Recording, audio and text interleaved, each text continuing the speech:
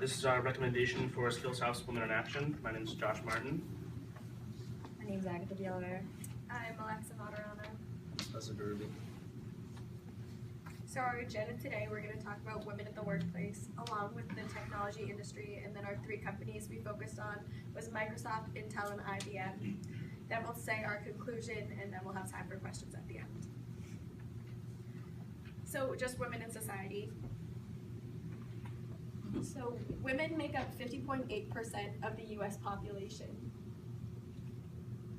They make up 52% of professional level jobs, although women only hold less than 17% of C-level and board of director seats. And then even worse than that, women only hold less than 5% of leadership roles in the Fortune 500. So after doing some research on different industries, we found that the tech industry struggled immensely with women leadership roles. Based on diversity reports of 11 of the largest tech companies, they found on average that only 30% was made up by women. So this is just an overview of a few well-known large tech companies. Overall, the companies average at 28% of women in the workplace. Out of the tech companies, they only average on a mere 15.6%, most being Apple at only 20%, and the least being Twitter at 10%. Out of leadership roles, women only average at holding 22.5%, and the most being Apple, again at 28%, and the least being Intel at 16%. Microsoft is made up of almost 120,000 employees and serves many countries across the globe. Microsoft dominates the market with its Microsoft Office software, and by revenue, it is the largest software maker in the world. Women at Microsoft make up only 29% of the company, 16% being in the tech field and 17% being in leadership positions. Microsoft annually holds a conference to spotlight the success of women leaders within the company. An overview of Intel. Intel is composed of over 107,000 employees and operates in various countries around the world. Intel is one of the biggest and most valued semiconductor chip manufacturers, and Intel's processors are used by computer companies such as Apple, Samsung, HP, and Dell. Women at Intel, it's a large multinational tech giant. Their company is comprised of merely 24% of women and 76% of men.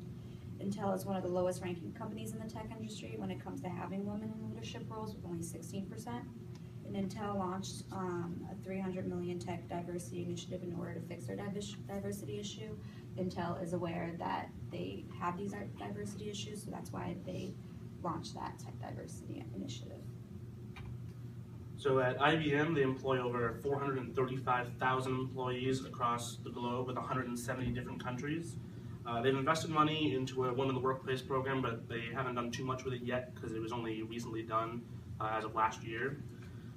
Women in Action is best suited for IBM because IBM is so large and flexible. It would give Skillsoft a lot of opportunity to work with a company in the Fortune 500, as well as a company that spans 170 different countries, which would also include trying out different languages and different cultures, and that would definitely allow both companies to benefit. Women at IBM, IBM's own CEO, her name is Ginny Romney, and she is female. You would think that as a female CEO, you would advocate more for women to be in your own company. She was not IBM's original CEO. She was elected into that position by executives at the company. A quote from Forbes states that IBM has an impressive share of senior managers, which is 29%, and 26% of its executives are women. They call that impressive. I think that's a very sad statistic. In the world that we live in today, if that's a great statistic, then that's not really a great thing to have. 29% and 26%, if you were grading that company, they literally fail. Women also said she overheard IBM executives say that they won't hire women because they get pregnant over and